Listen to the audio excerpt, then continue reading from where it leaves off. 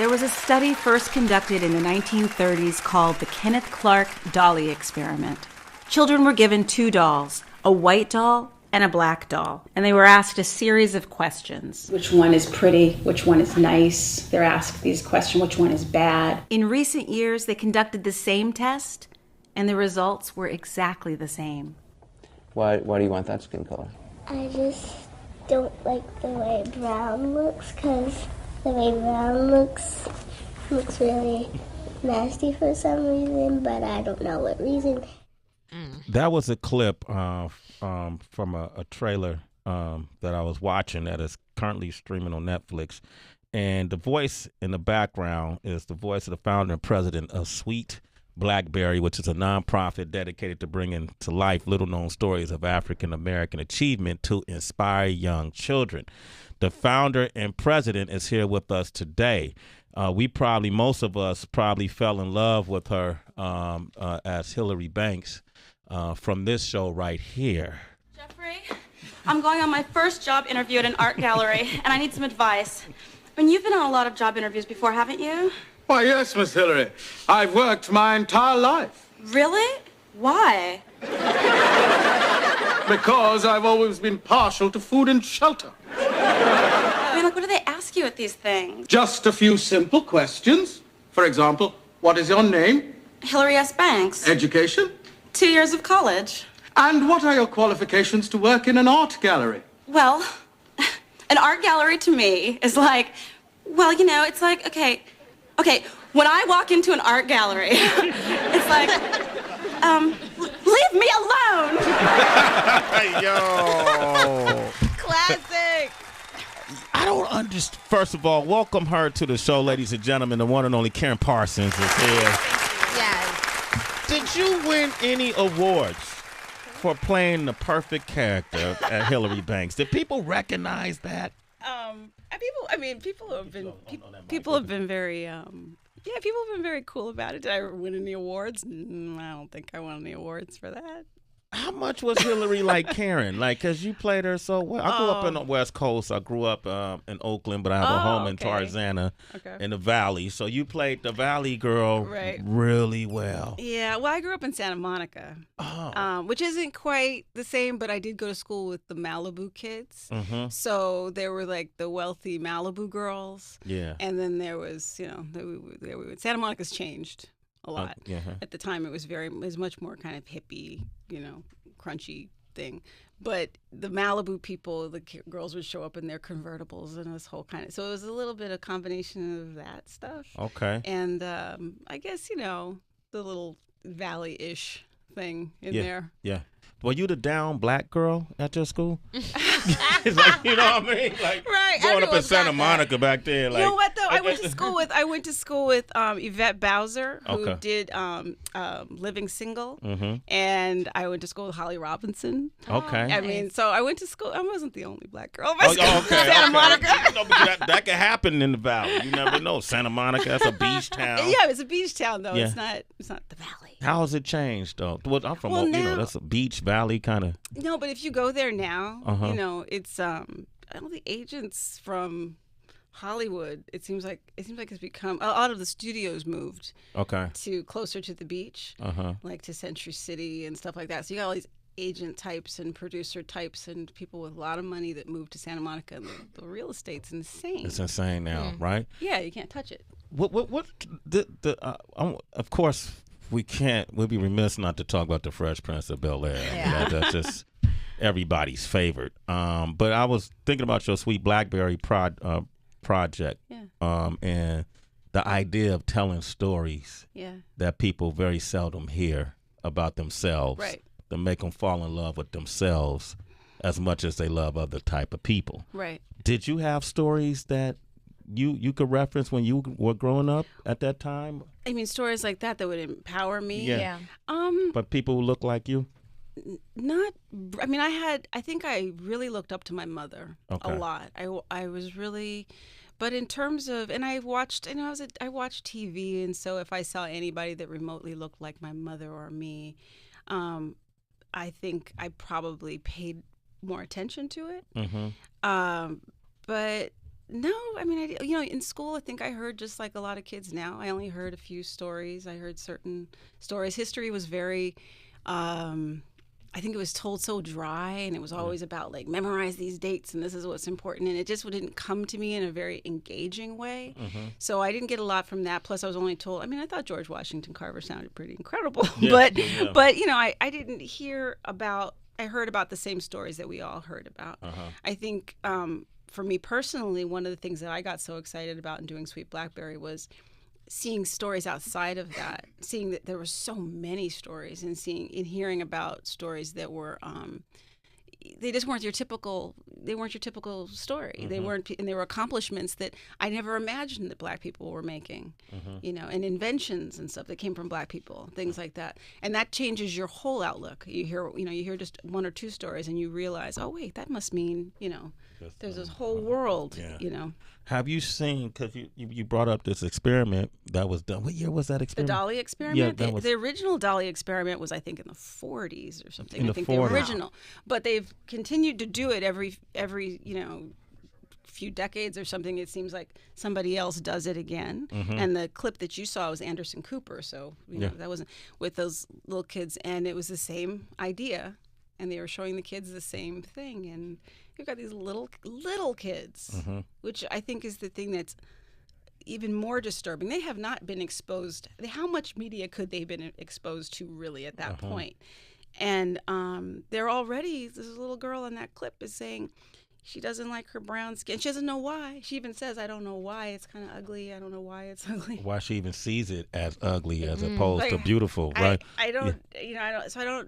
I think what we don't realize, and now there's so much media coming at kids from every angle. I mean, it's whether it's the television or films or music and celebrity, but it's also just in billboards and advertising and everything that's around us, and into society and how the kids are sponges. Yeah, they're soaking it up. How has your work? Have you seen it impact some kids in a different way? Maybe a kid. Yeah, I feel like it had. Well, I mean, I see it on the immediate sense because I go and I visit schools. That's my favorite thing to do. I mean, making the films is great.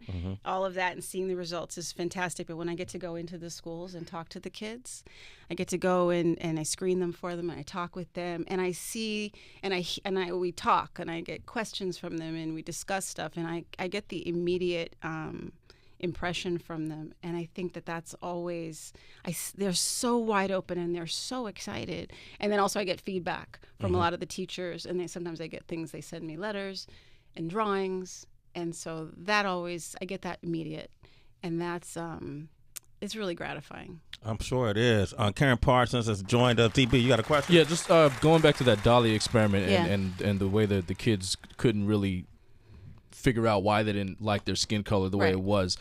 Then you hear these things about certain celebrities who bleach their skin or get different color eyes or go out of their way to really change their image to look like a different race. Yeah. Do you associate that as kind of the same thing, or what do you think when you see or hear Well, these things? I definitely think it's the same thing. I mean, they're affected obviously on a really deep level, because if you think about it, I mean, it's got to be really deep if you are a public persona, right? So you give a little bit of thought to the things that you do. And if you are not giving thought to your actions, not enough. There's no part of you that's going, oh, wait a minute, why am I doing this? Why do I feel that? What I mean? It's got to be really deep inside of you if you don't question it or you don't care or you can justify it somehow. I think it has to be pretty deep inside of you. And to deny that part, that question in yourself of the self-hate, where does it come from? With all that you've done throughout your career, I'm wondering if this side, the philanthropy side, is way more fulfilling than entertainment, where you would want to leave it completely. Leave the entertainment part completely? Yeah. It's funny because when I have dabbled in doing the entertainment stuff again, it feels so trivial. It's meaningless. Right. Means nothing. Surface. But it starts to feel. It feels funny. It feels strange because I guess because I'm researching all that I'm doing all of this work. I'm going into the schools, and as a nonprofit organization, I'm really having to kind of battle to try to get funds to get things to work. I mean, it's all.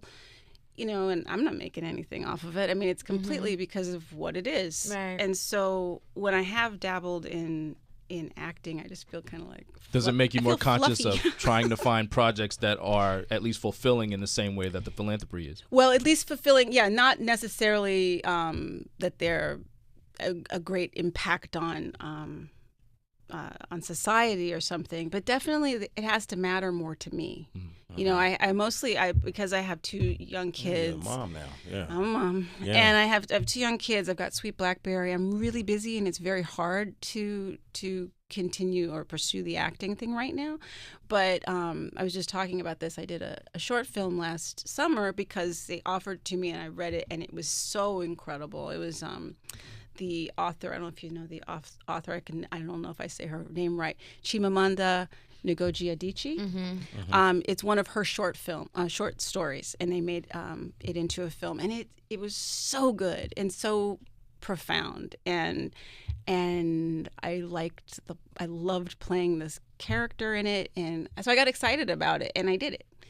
And I remember my husband was like, "You're gonna do it?" He was just shocked that I was taking something, but it was something that spoke to you. Huh? Yeah, I felt and I haven't had, part of it, you hear actors say that kind of thing a lot, and I think some actors have that luxury because they have a lot of things to choose from, so they can go, I'll send these, 100 scripts away, and I like this one. They can do that, but, if you're not in that position, it's you're looking at things a little bit differently. But in this, for me, to stop all this other stuff that's important to me and make the time, it now does have to be something I really am moved by. What can people find on Netflix? What can they find? They can find Sweet Blackberry Stories. Okay. All right. Sweet Blackberry Stories are streaming on Netflix. Right now. Karyn Parsons is with us. 888-742-3345. I want to open up the phone lines. I know we got a lot of Fresh Prince of Bel-Air fans. That's okay. That's okay. Okay. I'm a Class Act fan, too. All right. Shade 4-5. Sway in the morning. Karyn Parsons is here. We got Sean on the line from Virginia. Sean, good morning. How you doing? Hey, Sean. Hey, Sway, I'm on the air? Yeah, bro. Yeah, man. Say hello to Karyn. Miss Parsons, hello, how you doing? Hi, Sean. Hey, listen, first of all, good morning, fam. I listen to y'all all the time. I've tried calling before, never got through it. I can't believe I got through it the first time. Yay! Well, hey, man. Hey, Sean, you are officially a citizen. Of Sway in the morning, bro. There you go, bro. Hey, stop playing, man. I appreciate that, bro. That's what's hey, up. Listen, I'm an old head, right? I'm 41, right? Man, I watched Miss Parsons when she was on Fresh Prince of Bel-Air, but I fell in love. Sean, that's not old. Okay, go ahead. I fell in love with her when she was on Major Pain, man. Oh, Major Pain. Oh, listen. Like, that's the first movie I watched back to back. Like, I had to rewind it because it was on VCR. That's how long before it was. And I don't have a question. I just have a statement. Look, I think you're beautiful. You're the first person I ever had a crush on. And I just wanted to say this. Keep doing what you're doing, and it's just a pleasure to talk to you. Thank you. Thank you very much. That's really nice. Karyn, can you ask Sean a question just so he can have that for his memory banks? Just ask him anything. Like that. Look, if you're going to have me work, man, I'm on the road right now. Stop playing. She wanted to know, what do you do for a living? Yeah, I'm retired military, and believe it or not, I was a drill sergeant when I was in the military. Oh, so you? And I used to always watch Major Pain sometimes just to get a little line or two to say to my soldiers every now and then. Oh, very good, very good. Can you do any of the lines for us? Oh, come on! Come on! Put me online like that. Let's see what I can. Excuse me, Mr. Peabody. Well done, bro.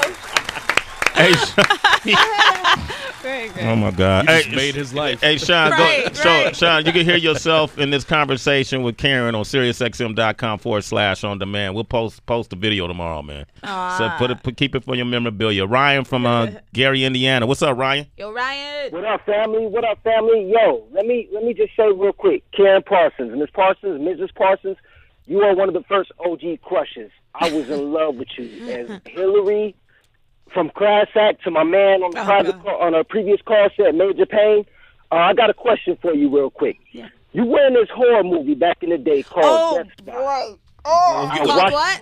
What was it called? Yeah, Death Spot. I watched it for the first time. You saw it? Yeah, I just saw it. I watched it for the first time in its entirety about a week ago. Now, they kind of stopped. You had like a bit role. I couldn't really tell whether your character was killed or not because they kind of just stopped showing her. Yes. Whether she died or not. So I just wanted to know. Death Spot. It's an old movie now. I was born in '88. It came out in '88, so it's about my age. Oh man! So what happened? Right, break that down. So, are you asking if I died or not, or what? Yeah, because they just kind of stopped showing your character. Like they wrote you off without writing you off. I think I died. I played it that I died, not on camera, but just kill me. Yeah, just kill me. Oh my God, I'm dead now. It's out there for anybody who want to see Karyn Parsons starring in Death Spa. Boy, thanks a lot, Ryan.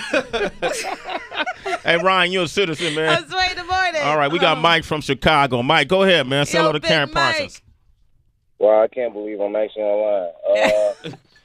Wow, I just want to shout out Karyn Parsons for all her creative work throughout the years. I grew up watching Major Payne, and that was my image of what beauty is. Oh, wow, that's really sweet. Thank you, Mike. That's a really nice thing to say. Wow, man, Mike, you won her over with that. Well, yeah, Mike went for it. You the man, Mike. You the man, brother. You know, here's the irony in it all, that you, with Sweet Blackberry, you tell these stories that could be empowering and inspiring to young African Americans, people who look like you, and now you're becoming the story. What does that feel like? That's interesting. Right? I guess, yeah, I haven't really thought of it like that yet. Yeah, man, you just heard 3 different grown men. Yeah. Yeah. Well, that's nice. I'm flattered. Yeah? Yeah. Okay. Yeah. Part of my story, too. OQ, you want to chime in? Did he growl right there? Yo. Sorry, Karen. That's right. Okay. We had Alfonso by, and you got a chance to speak to one of the legends. I mean, work with a legend, which you're a legend in your own right, you know. And we asked Alfonso about working with Will Smith. Yeah. And he said something really interesting because, you know, Will has had so much success. People wonder, well, how come these people aren't working next to him, or this person is? And this is what Alfonso said. What we do wrong as a whole, as a culture, is we expect somebody to do something for us that they don't actually have a right to do or a responsibility to do it, right? Like, he has his family. He has his kids. He has his wife. He has his parents. His thing leaving the Fresh Prince of Bel-Air was to make a separation from the show. The last thing he could have done was take someone from the Fresh Prince and bring it to his movies, because then it becomes the Fresh Prince, the movie, right? So he had to separate himself from us. You know, media tried to play that story up a lot, storyline that, well, look at Will Smith and look where other actors are. That's what Alfonso responded with. Do you agree with him, or how? Yeah, I mean, think about it. It doesn't make a lot of sense. Like, why would he keep? I mean, he's an individual. Yeah. I mean, he's great. We all came together and we made the Fresh Prince. And we're really fortunate that we're all still really close. We're still very much like family. When we see each other, we kind of just pick up where we left off, which is great. But yeah, why would everybody keep piggybacking on? You know what I mean? Yeah, it doesn't make a whole lot of sense. Plus, he has a life. Yeah. He has, I mean, and to be fair, I mean, for anybody who thinks that anything that Will did was messed up in any way by going on to being successful, which is ridiculous. He's an incredibly talented, extraordinarily talented individual. He's he's got more charisma, in his little finger than most people. He's just, he's just that kind of guy. You've met him, you know what he's just big energy. You can feel it, right? But Will, I have to say, before the show ended, I guess it was in '95 that he pulled everybody together, the cast and crew. He gathered everybody around and he let us all know that they had a meeting and the show was going to do one more year. We were going to finish that year, and we were going to do one more year, and then the show was going to be over.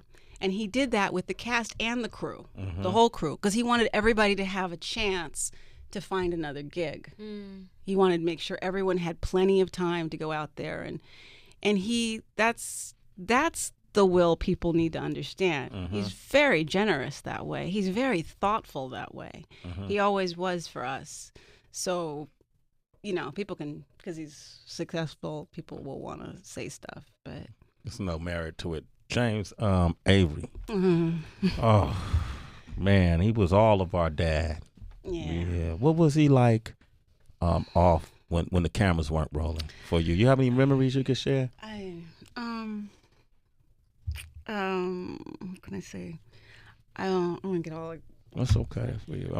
I love him so much. I don't know. One of the funniest things that happened early on, one of the early shows, is people always talked about funny moments, and I'd always talk about this, and it actually involves James.